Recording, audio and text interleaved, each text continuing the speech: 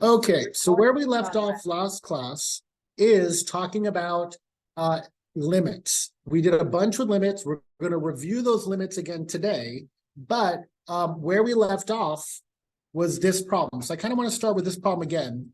Looking at the function, knowing that we have the picture, notice that, okay, the graph goes down, goes up.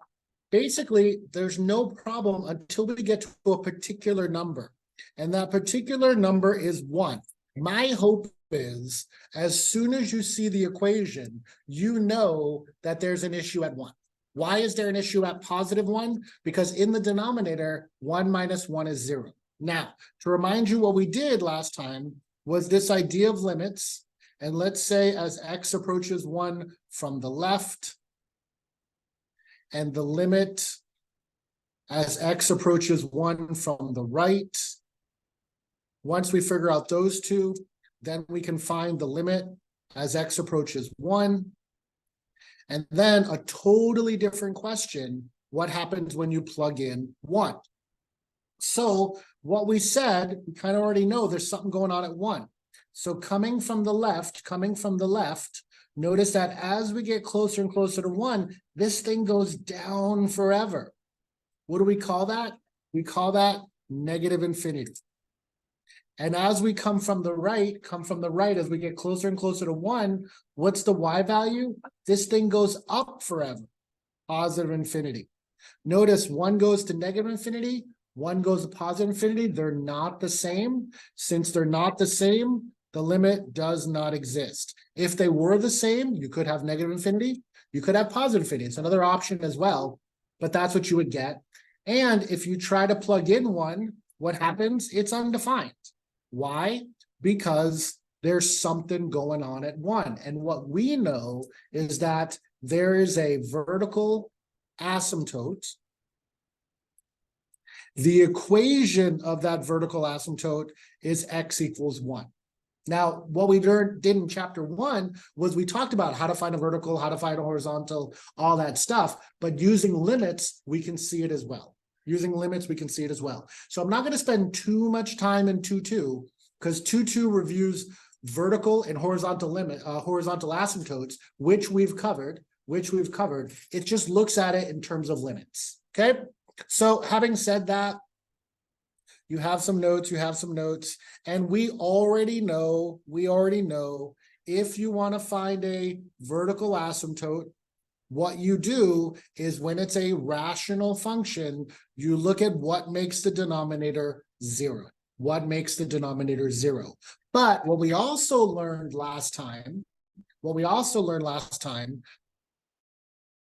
was before you decide if you have a vertical asymptote, you need to simplify first. So I want to find example number 1 and example number 2. Do we have any vertical asymptotes? But before you can decide that, before you make any decision at all, you need to make sure you simplify.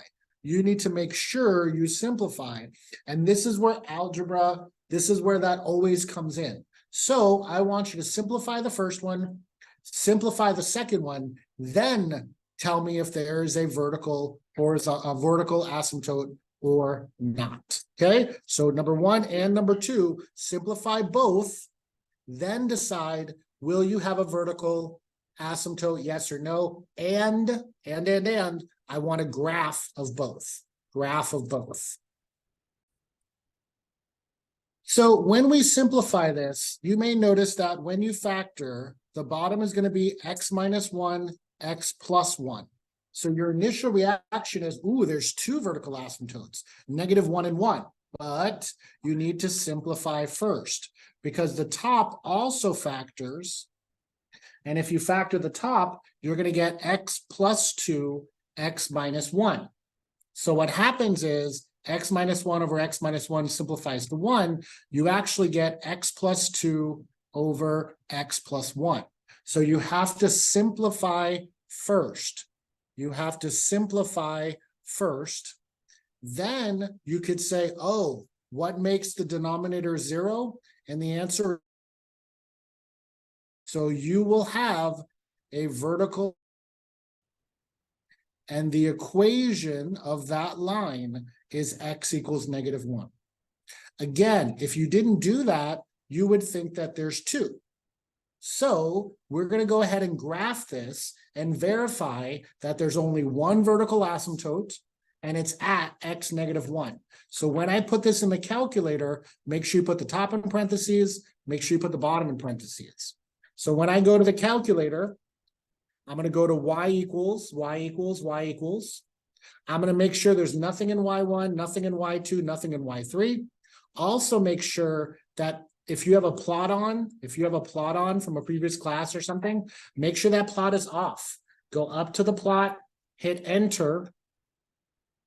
And then in y1, we're going to put the original parenthesis x squared plus x minus 2, close parenthesis, divided by parenthesis x squared minus 1, close parenthesis. Now, I can make the window whatever I want, but I know I need to see -1. So I'm just going to put a normal window by hitting zoom 6. And then you can clearly see there's only one asymptote, and it's at x -1. There's only one vertical asymptote, and it is at x equals -1. X equals -1. You can see this is kind of a rough sketch, but you can see that yes, there is a vertical asymptote at x equals -1. So the question is, can you factor? Can you simplify? Do you know how to find a vertical asymptote? And can you graph to verify there's only one? There's only one vertical asymptote, not 2. So here, the top is x -3. The bottom factors, we need to know how to factor to x -3, x -1. Be careful. X -3 over x -3 simplifies to 1. You're left with x 1 over x -1. So will there be a vertical asymptote? Yes, there will. And whatever makes that denominator 0 is going to be +1. So there should be a vertical asymptote where x equals 1. So we go to the calculator and we're going to plug in the original. Remember, put the top in parentheses, put the bottom parentheses. We're practicing graphing, we're practicing algebra, we're practicing vertical asymptotes, right? All the stuff we've learned before. So we go to y equals, clear what you have, parenthesis, x -3, close parenthesis, divided by parenthesis, x squared minus 4x plus 3, close parenthesis, enter. Hit graph. You see there's only one vertical asymptote, and it's at 1. One vertical asymptote, and it's at 1. So we draw a quick little sketch. +1 has that vertical asymptote. See the graph go around and around. Okay, so hopefully it's a good little practice on vertical asymptotes. You should see it and be like, yes, there's one right there. When it's a rational function, what makes the denominator 0? What makes the denominator 0? Okay, now I'm not going to spend too much time on this, but we did talk about if you look at it, you should know some interesting facts about it. And one of the facts that we talked about was that if your leading coefficient is odd, one side's going to be going down, one side's going to be going up. If your leading coefficient is positive, that means both will be up or both will be down. Okay, you can tend the end behavior. What happens when you go all the way to the left? What happens when you go all the way to the right? A way to do that with limits is when you plug in infinity. Now, I don't need to plug it into the whole thing. I only need to plug it into the leading part. So if I take that 5x cubed, just the leading part, and you plug in, let's say, infinity, let's see what you get. Infinity is to the right, right? To the right. So if I plug in infinity, infinity cubed is infinity, infinity times 5, you still end up with infinity. that means when the graph goes to infinity, this will be going up forever. So as it goes to the right, the graph will be going up forever. Okay, what happens when you plug in negative infinity? Well, negative infinity cubed, negative times negative times negative is negative, negative times positive is negative, you get negative infinity. So that means as you go to negative infinity, this will be going down for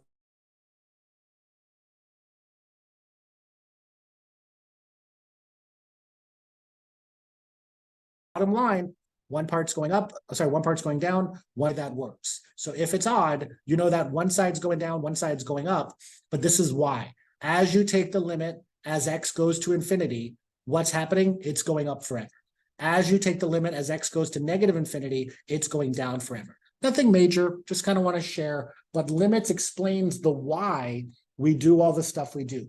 Limits explain the why I said all those facts before. Okay, so we've done vertical asymptotes. Now I'm going to remind you of horizontal asymptotes. So remember, I don't want to spend a long time on this because we did talk about this. With horizontal asymptotes, you have three cases. Three cases.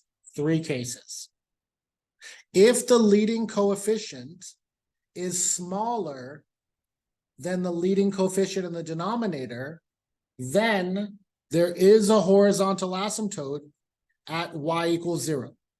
Okay, a quick example of that, if you have x squared minus 2x plus 1 over 4x to the third minus 5x plus 3, I'm just making stuff up.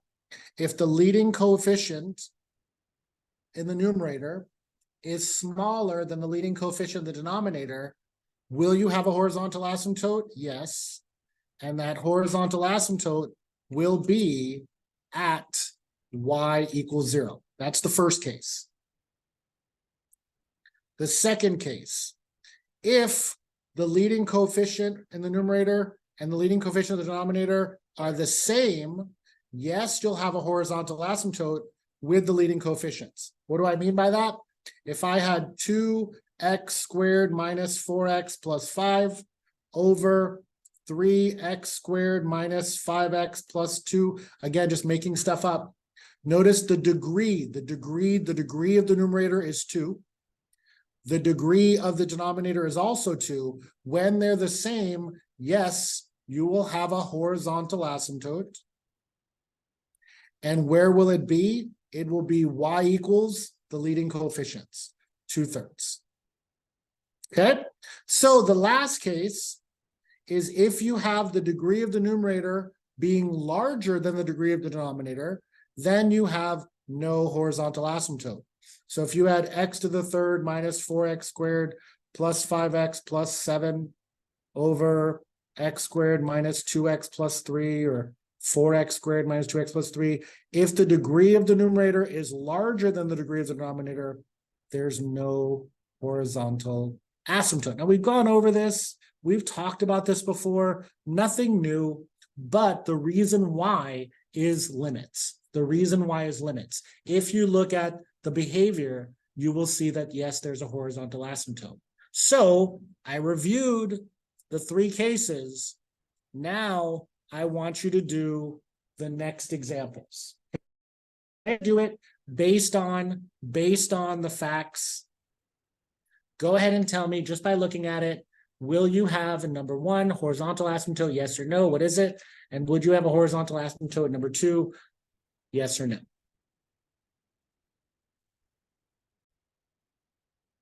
Now, please remember, the reason why we know this is because of taking a limit to infinity, taking a limit to negative infinity. That's how we verify all this. You can graph it, verify it that way as well. But if the degree of the numerator is larger than the degree of the denominator, what happens? No horizontal asymptotes. Okay, so we're not going to have any there. Why? Because the degree is larger in the numerator than the denominator. Okay, second one. The second one, the degree of the numerator is 3. The degree of the denominator is 4. What happens there? Will you have a horizontal asymptote? Yes, you will have a horizontal asymptote. And where is it? y equals 0. Again, why is it y equal? Y gives you a horizontal line. X equals gives you a vertical line. So because the numerator degree is smaller than the denominator degree, you will have a horizontal asymptote. And then you probably can predict the future, but try the third one. Try the third.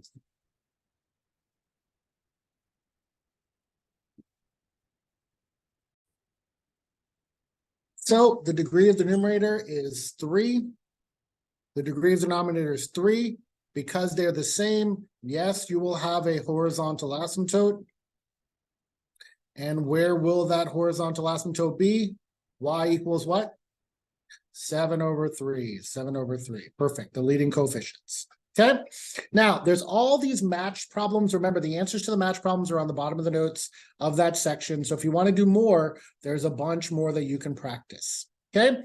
So let's finish with this word problem. Newly released smartphone operating system gives an update. Notice when they download a new app. The percent of users who've installed a new update after so many days is given by this equation. PT equals 100t squared over t plus 100. Now, just to make sure, every word problem, we need to know what is the input and what is the output. If you do not know the input and the output, you're not able to solve any of these. So what do you think the input is?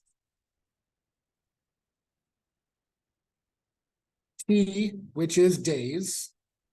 And what's the output? Good. It's the percent, but let's be clear. It's the percent who have done the update. Okay? So a new update comes for your phone. After 1 day, who's done it? After 10 days, who's done it? After 20 days, what percent of people have done the update? Okay? So here's what I'd like you to do. What I'd like you to do is practice, right? So here is the equation. Here's the equation. I would like you to first look at it just by looking at it. Just by looking at it, tell me, are there going to be any vertical asymptotes? Just by looking at it. Tell me, are there going to be any horizontal asymptotes? Again, just by looking at it. Then I want you to tell me what happens after 15 days. What happens after 25 days? And we can kind of think about what happens after infinity days. We'll talk about that. And once you've done all that, see if you can make a graph. See if you can make a graph of this situation. And the reason why you think it does is some of you, for some reason, may be thinking that's x squared minus 100. And yeah, that could be factored to x minus 10, x plus 10. But it's not x minus 100. It's x plus 100. So that doesn't factor. There's no number that makes the denominator 0. There is no vertical asymptote if I graph this thing. Okay, so sometimes we see something that's not there. So there's no vertical asymptote. Horizontal asymptote, the degree of the numerator is 2. The degree of the denominator is also 2. When the degree of the denominators are the same, yes, there's a horizontal asymptote, and it's the leading coefficient, 100/1, which is 100. But the point of doing the word problem is, what the heck does that mean? Horizontal asymptote at 100. Why is that? Well, let's get there. So let's plug in what will happen after 15 days, what will happen after 25 days. So I'm going to go to the calculator, and again, make sure you always put parentheses to be safe. So I'm going to put that bottom in parentheses. So if I go to the calculator, we go to y equals, and we're going to put in 100 x squared divided by, I will put the bottom in parentheses, x squared plus 100. Then we go to the table, second graph for the table feature. Make sure the table feature is turned on. If you're not able to plug numbers in, remember, if you hit second window, second window, it should be ask auto. If your calculator still says auto, change it to ask auto. Then when you go to the table, second graph, you can plug in 15 and you can plug in 25. So again, we have to know what this means. So you get 16.23, 69.23. Thank you. 69.23. Now, I'm not going to write it in a sentence, but you should in your notes. This says after 15 days, 69.23% of people will do the update. Okay. After 25 days, 86.21. 86.21% of people would have done the update. So almost a month in, 86.21% of people will do the update. Okay, I'm not going to write it down, but is everything comfortable? Now, if I gave you infinity days, if I gave you forever, what are we assuming? What percent of people will do the update? 100%. So that's what I mean going to infinity, right? Now, do you think every single person will do it? But do you think we'll get close to 100? That's the whole idea of asymptotes, right? If I gave you a limited amount of time, we'd assume it would go to 100. And that's what this means, is that we have a vertical asymptote of 100. You can't go beyond 100. And most likely we're not going to get everybody. But if I want to graph this thing, this is where we have to understand. What do I mean? I need to know what my X is. My X is days. What's the lowest number of days? 0. How many days should I go? Well, I went to 25. I'm not going to go to infinity. That's kind of silly. So how many days do you want to go to?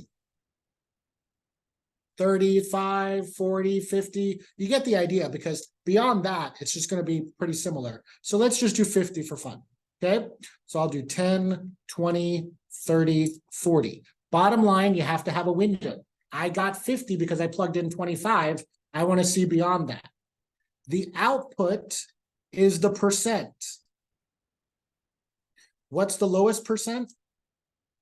What's the 100%. So notice that I got the window because I understand the problem.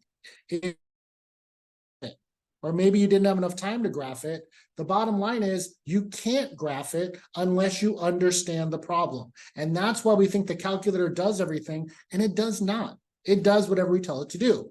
So now I can say window, I'm going to go from 0 to 50 days.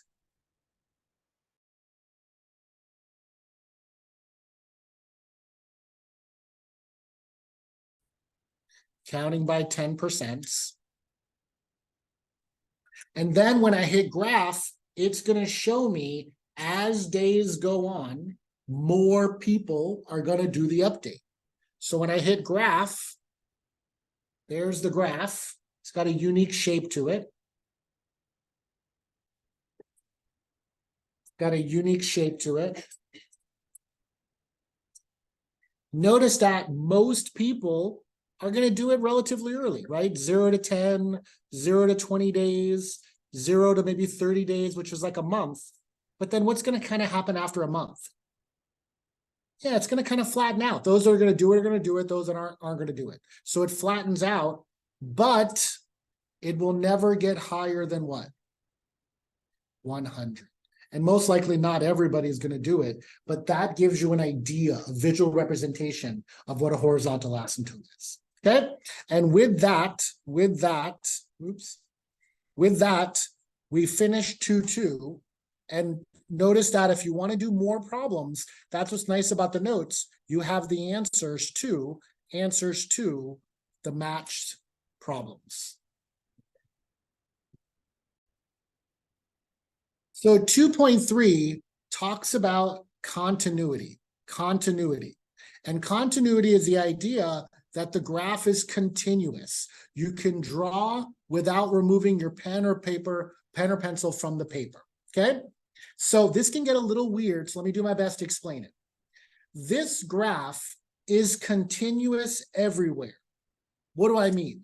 When I draw this line, no matter where I draw this line, there are no holes, there are no jumps, there are no asymptotes, vertical or horizontal. There's nothing. It's a nice, smooth, continuous line. Are we okay? So that is continuous everywhere. Are we okay? Now, if I pick a particular point, like 2, is it continuous at 2? The answer is yes. And you're like, it's continuous everywhere. Why are you pointing out 2? I'm just pointing it out that 2 is continuous. 1, 0, negative, everywhere it's continuous. Are we good so far? So this graph is continuous everywhere. And if you notice, if I zero in on 2, I can do the limit as x approaches 2 from the left. So coming from the left, as I approach 2, the answer is 4. The limit as x approaches 2 from the right. The limit as x approaches 2 from the right gets closer and closer to 4. Notice that the numbers match. So the limit as x approaches 2, 4. And if I plug in 2, what do you get? 4. How do you know it's continuous? The limit and plugging it in are the same. If they're the same, it's continuous at that point. And again, I know it's kind of hard to step back and like, what's the point in this? Yes, this is continuous everywhere, including 2. Again, it will get harder. Next example. Notice that, and again, be careful, it is continuous everywhere. Everywhere except there's a hole there. Everywhere else, it's continuous. But is it continuous at 2? No. Why? There's a hole there. Now, the math behind it, it's not continuous at 2. So the answer is, it is not continuous at x equals 2. Why? There's a hole there. How do you prove that? Well, the limit as x approaches 2 from the left is 4. Okay. The limit as x approaches 2 from the right is also 4. That means the limit as x approaches 2 is 4. Okay, things are good. But what happens when you plug in 2? What happens when you try to plug in 2? There's a hole there, so what's my answer? Undefined.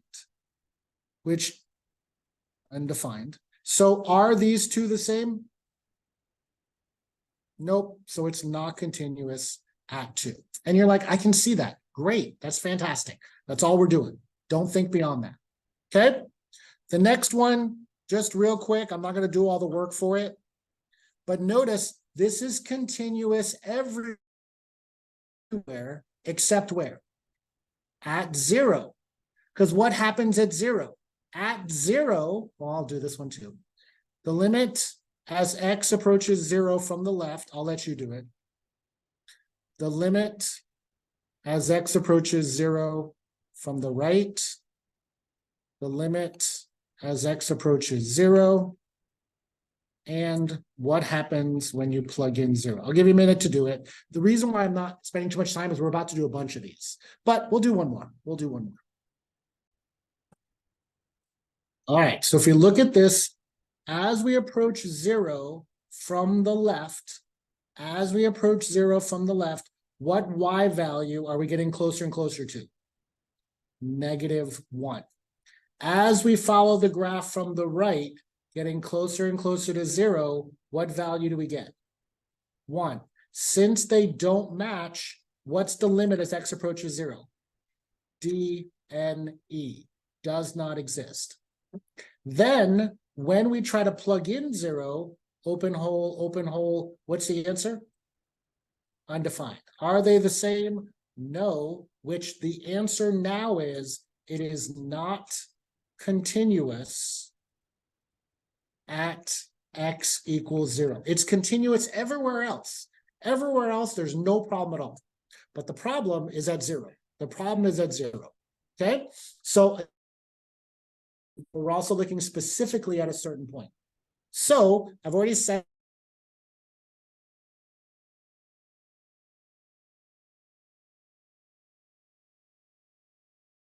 but I'll just repeat it in the notes, that if it's continuous and they're the same number, okay? So now, here's the practice I was talking about.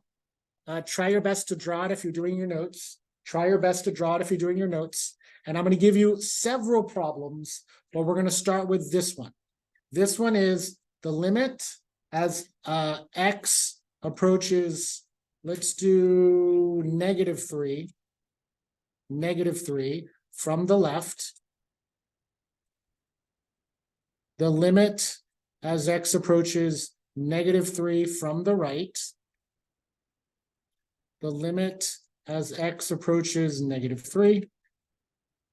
And what happens when you plug in -3. So just try that one first. Try your best to draw the picture and focus in on -3. -3 is right there. And we're going to do several of these. Now, looking at the graph overall, there's a lot of problems. I totally get it, right? There's holes, there's jumps, there's a bunch of stuff going on. But I'm only focused on what? I'm only focused on -3. And the ultimate question is it continuous? Not everywhere, just at x equals -3. Okay? So let's find out. Just focused on -3, coming from the left, as we get close to -3, what's the y value? 4. As we come from the right, way over here, as we get closer and closer to -3, what's the y value? +4. Since they match, what's the limit as you plug in -3? 4. If you plug in -3, what do you get?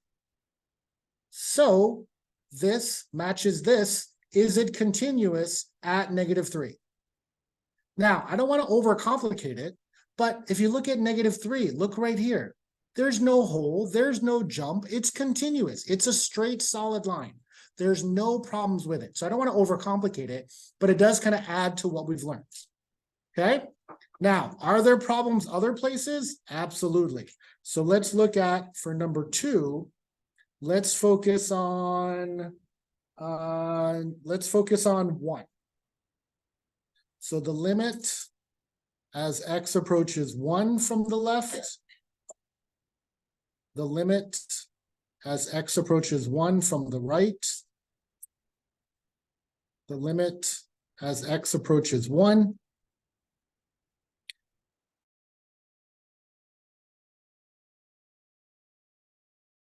yes or no? Okay, so again, try not to overcomplicate it, but it's kind of practicing what we did last time. But now our focus is on 1. Now our focus is on 1. So now our focus is on 1. As we come from the left, getting closer and closer to 1, what's the y value approaching? 4. As we're getting closer and closer to 1, coming from the left, sorry, from the right, what's the y value? 1. Those numbers do not match, so the limit does not exist. And if you try to plug in 1, there's a hole in a hole. What would you plug in? What happens when you plug in 1? It's undefined. Is it continuous at x equals 1? No, it's not continuous there. Are we okay? And again, there's a hole there. There's a jump and a hole. You got a lot of problems going on.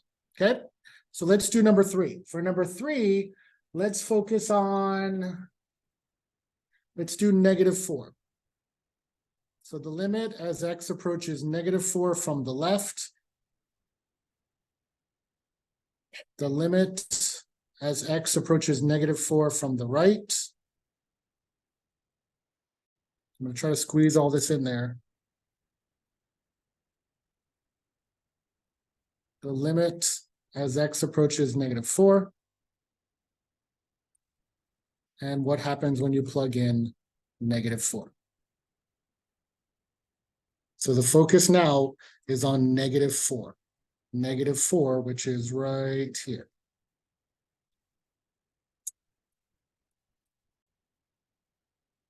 So our focus now is on -4, -4. Again, is it continuous or not? You can literally just look at it if you have the graph and say, there's a jump there, there's a hole, there's a jump. I already know it's not continuous, right? Just by looking at it. But the process is looking at it from the left. What number is it approaching? What is it? 2. Coming from the right, what number is it approaching? 3. They don't match, so it does not exist. And be careful, when you plug in -4, what value do you get? Not the whole, but the filled in one, which is 3. But either way, they do not match, so it's not continuous. Okay, so I'm going to give you 4 and 5 together. 4 and 5 together. This one's going to be the limit as x approaches -2 from the left.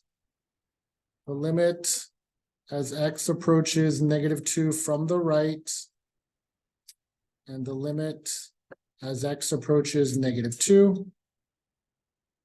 What happens when you plug in -2? And then continuous, yes or no.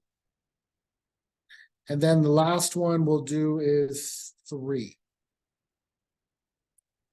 So the limit as x approaches 3 from the left.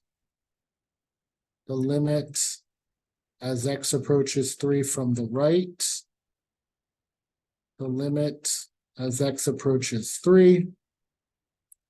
What happens when you plug in 3? And is it continuous at 3?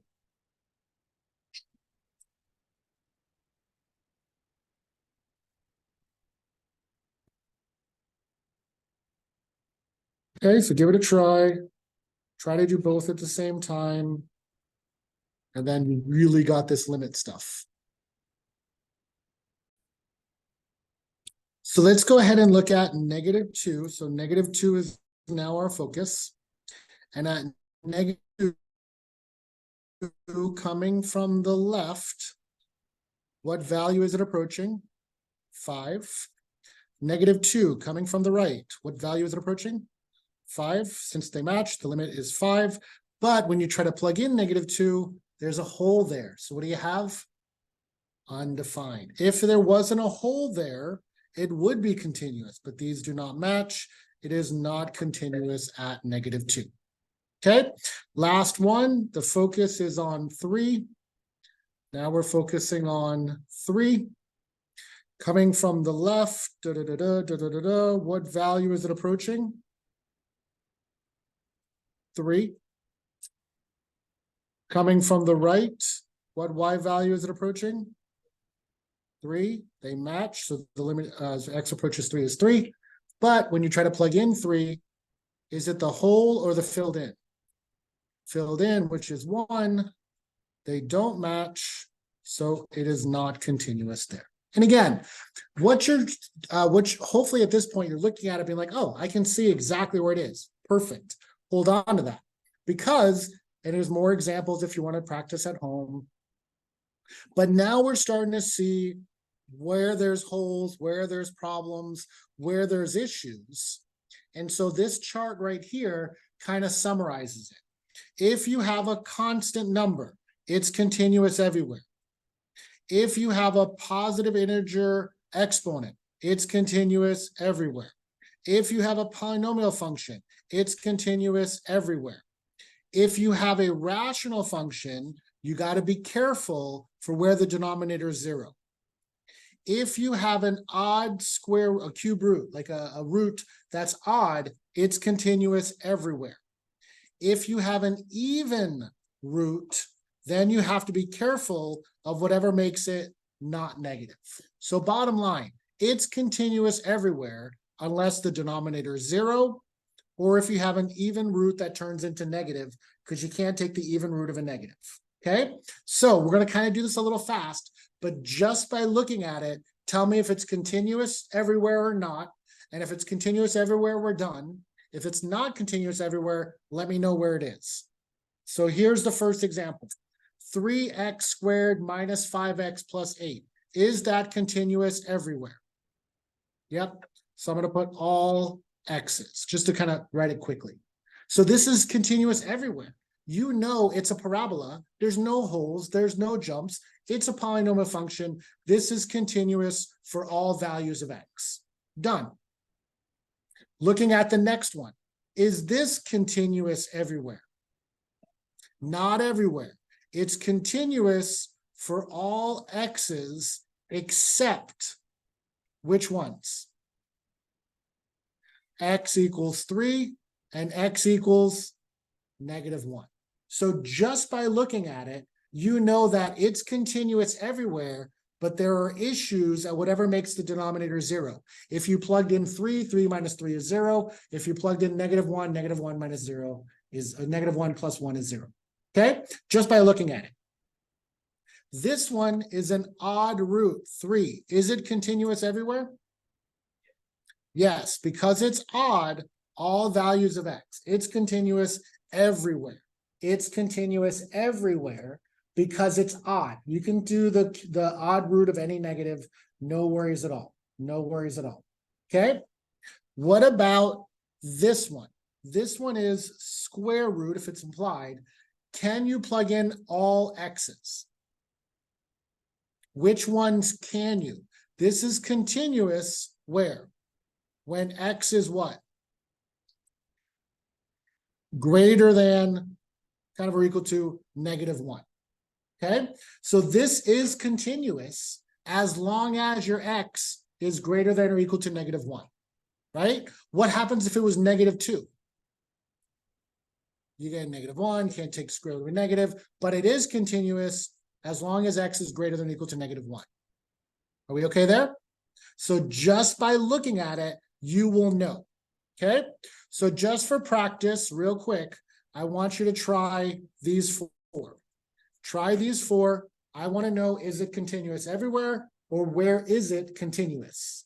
Where is it continuous? Or you can even say where it's not. Both are kind of the same. So for A, is it continuous and where is it continuous? Yes, so this one's going to be for all values of x. Why? Because it's a polynomial, right? There's no holes, no jumps, nothing like that. No vertical or horizontal asymptotes, nothing going on there, okay? What about for B? This would be all x's except -1 and +4, okay? C. This will be all x's. Now, again, there's 2 ways to write it. All x's except, or we can say what it is. So it's not for all x's. Let's keep it in the focus of what it is. So this will work when x is what? As long as x is greater than or equal to 4. Okay? And then the last one, cube, all x's. Remember, if you have an odd root, it works for everything. So just by looking at it, you can tell where it's continuous and where it's not. Good so far? Now, here's where we're going to solve an inequality, and it's going to get a little deeper than I want it to get, because this is where I'm going to be a little different than the book, and I'll show you why. But if I asked you to solve this inequality, x plus 1 over x minus 2 greater than or equal to 0, you probably already know a little about me, that I like graphing. I like seeing it. I like looking at it and being able to say, here's where the answer is and prove it. Okay? The book likes to do something called a sign chart. They're both good. They're both good, and I'm going to show you both, but I can't teach both all the time. But I will show you both in the beginning, and then you maybe can lean towards what I like, or maybe you can lean towards what the book likes. But here's what they would do. First of all, just by looking at this, is there going to be an issue somewhere? Where's there going to be an issue? At x equals 2. And what will you specifically have at x equals 2? We're going to have a vertical asymptote. So we know without that when I graph this thing, and looking at it, that at 2, you're going to have a vertical asymptote just by looking at it, just by looking at it. Good so far? Now, knowing that, I can graph around it. I can graph around it. So I'm going to graph this thing knowing that I need to see at least 2. So I'm going to graph this thing in a normal window. Negative 10 by 10, negative 10 by 10. That should give me a good idea of what this thing looks like. So for me, I would go to y equals. I would graph this thing. I want to know what it looks like. Parenthesis x plus 1, close parenthesis, divided by parenthesis x minus 2, close parenthesis. And I would use a normal window because I need to see 2. So if I go negative 10, 10, negative 10, 10 around, I'll see what I need to see. So I'm going to hit zoom 6. So I have to understand my window. I have to understand my window. But then you get this. Then you get this. And we're going to draw it. We're going to draw what you see. Sorry. We're going to draw what you see.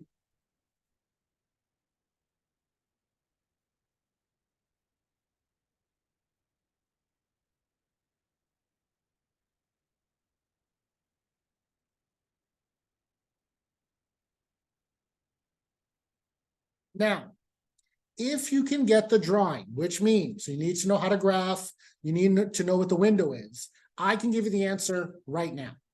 Why can I give you the answer right now? The question is, when is the graph greater than 0? Greater than 0 means when is the graph above 0? Are we okay? So if I highlight, this is a portion of the graph above 0, and all of this is above 0. Are we okay? I can see the answer. I graphed it. I can see the answer now. So you tell me, and again, there's a lot of different ways we can note it, but this would be, what number is this, do you think? Negative 1. So any number what? When x is less than or more than? Less than, it's not going to be equal to because this doesn't have equal to. When x is less than negative 1, and when else? When x is greater than 2. So there's your answer. And I got that answer just by looking at it. Now I can do interval notation, I can do a bunch of things, but you get the idea. When the graph is less than negative 1, and when the graph is greater than 2, that's when the function is bigger than 0. Are we good so far? That's what I would do. I would graph it, look at it, find my answer. So this let's call graphing. Graphing. Your book likes to use, and you'll see in your homework and stuff, a sign chart. A sign chart is also good. It avoids graphing it. But for me, it's a little bit too much work. But I'm going to show you both. With a sign chart, we need to figure out, first of all, the important numbers. And the important numbers are good for graphing as well. But when we look at this, we know there's some important numbers. What do I mean by that? What makes the denominator 0? What makes the denominator 0? 2. 2 is an important number. Look at the numerator. What makes the numerator 0? Negative 1. Those important numbers we can call critical numbers. Critical numbers. That's where stuff's happening, right? We know something's happening. And your book with a sign chart is going to say, okay, tell me what happens for these values, tell me what happens for these values, and tell me what happens for these values, and then I can tell you when is the graph greater than 0. What do I mean by that? These are my critical numbers.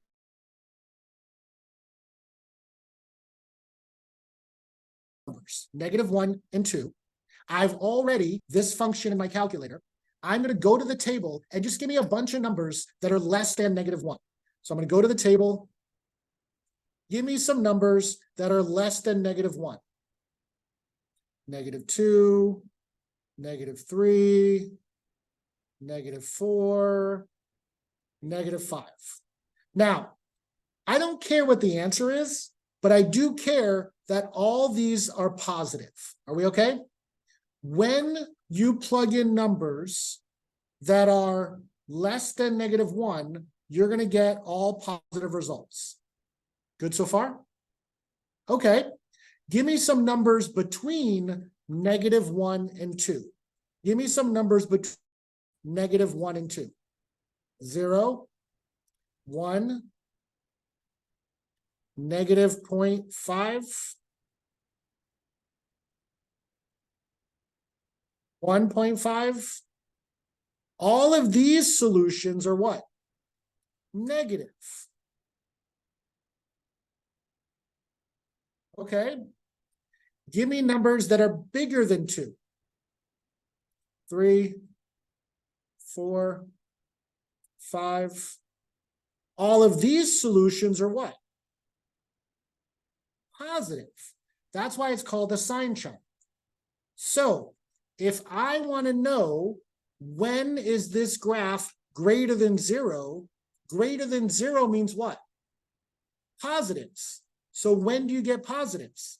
When x is less than -1 and when x is greater than 2. So you get the same answer both ways. You get the same answer both ways. Do you want to graph it and see it? Or do you want to plug in a bunch of numbers? But they both give you this. So the last example, we're going to get into a word problem where the graphing and all that matters. So again, this is the procedure that they have for sign charts. I've already kind of gone over it for you, but that's the step-by-step on how to do a sign chart. Okay, so this will be our last problem for today. I'm not sure if we're going to finish or not, but at least we'll set it up. A bakery estimates its annual profits from the production of sale X loaves of bread per year to be X dollars, where the profit is. So bottom line, they give you profit. I'm just going to go ahead and put an order for you. So your profit is -0.001 x squared plus 6x minus 5,000. I just put an order for you, but it's the same thing. -0.001 x squared plus 6x minus 5,000. And again, to be very clear, like we are with every word problem, what is the input? What is x? What is it? Loaves of bread. What is the output? Profit. And the goal is I want to make the most profit. I want to make the most profit. So how many loaves of bread will give me the most profit? Now, here's the thinking part. You could do all the work and all the math and all the sign chart and all the different things. You can. Totally up to you. Or you can graph it, because if you look at it, what shape is this going to be? Parabola. Notice that the leading coefficient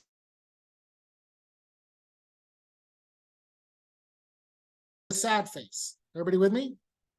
If you know it's going to be a sad face, all you have to do is figure out the window that will give you that. And here's the clues that I will give you. To make the window, obviously you need to know the input. If you want to know where to start and where to end, you're looking for these points. What are those points called? X-intercepts. How do you find x-intercepts? Quadratic formula. To find the highest point, what's that called? The maximum, but it's also called the vertex.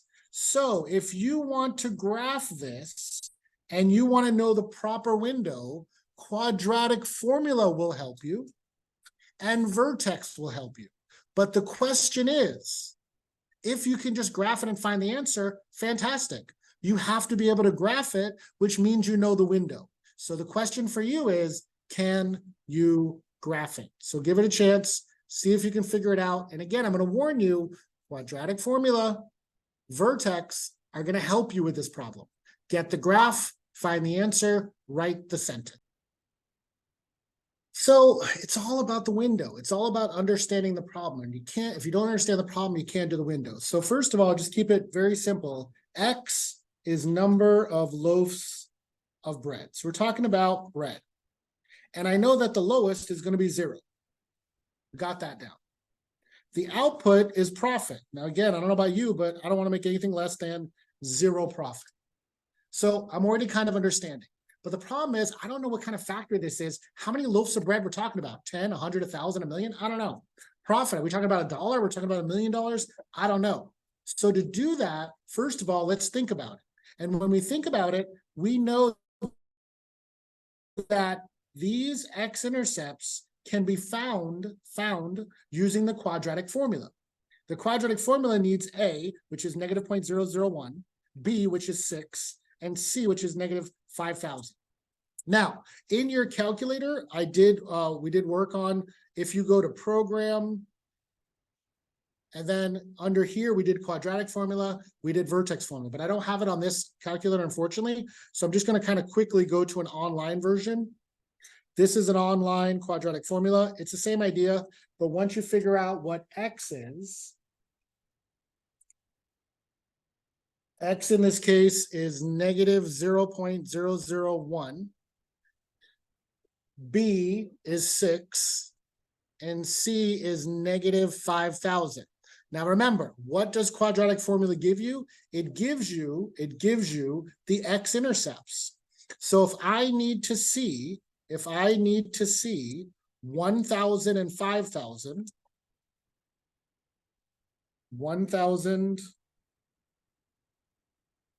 and 5,000, how far should I go? Should I stop right at 5,000? Maybe go to what? 6,000. Okay? But I know it's going to cross at 1,000 and 5,000. That helps me create my x-axis. But that doesn't help me with how high I need. So what will help with that? The vertex, and in particular, a certain number of the vertex. So again, in your calculator, you have it, but here's just a quick little vertex calculator. A, B, and C. Now be careful. When you find vertex, it gives you X and Y, X and Y. But if I want to know how high this thing will go, which one am I concerned with? The Y value. The Y value is 4,000, 4,000. So at 3,000, comma, 1, 2, 3, 4, that's how high this thing will go. So what should my window be for the y-axis? 0 to maybe 5,000 or 6,000. Perfect. So you get the window by understanding the word problem, understanding the x, understanding the y, and quadratic formula. You learn that in algebra. Vertex, you learn that in algebra. And now when I go to my calculator, y equals, I'm going to put in negative 0.001 x squared plus 6x minus 5,000. And if you just hit graph, you're going to see nothing because you have to understand and create the window. This window is going to be 0 to, what do we say, 6,000, counting by thousands. The profit is 0 to 5,000, counting by thousands. But when you hit graph, you will see nothing unless you understand the problem and made the proper window. Go to graph. There's your beautiful picture. And when I do that, I found my answer already, which is 3,000, 4,000. I can also ask, when do I break even? I break even at 1,000 loaves of bread and at 5,000 loaves of bread. A lot of answers can happen from here. But I want the vertex. And we learned that once you have the graph, I can find it right now by doing, what is it? Second trace. What am I looking for? Maximum, number 4. Go to the left, enter, go to the right, enter, guess where you think it is, enter, and you get the same answer, 3,000, 4,000. So I'm going to write the sentence, and then in 1 second, I'll show you the sign chart. But this is to maximize profit, you should sell 3,000 loaves of bread for profit of $4,000. Now, as you're writing that down, if you did a sign chart, which I'm not going to recommend, but if you did, the critical numbers would be 1,000 and 5,000. If you plugged in numbers less than 1,000, you'd get negative profit. If you plugged in numbers between 1 and 5,000, you'd get positive profit. And if you get more than 5,000, you'd get negative. So this could also tell you, when will you make profit? Between 1,000 and 5,000. But the sign chart doesn't tell you where to find the max. Okay, and that is a great place to end. And we are done with 2.3. Okay, that was a lot, but we are done. You're going to get the recording after class. And if you have questions on anything, please ask.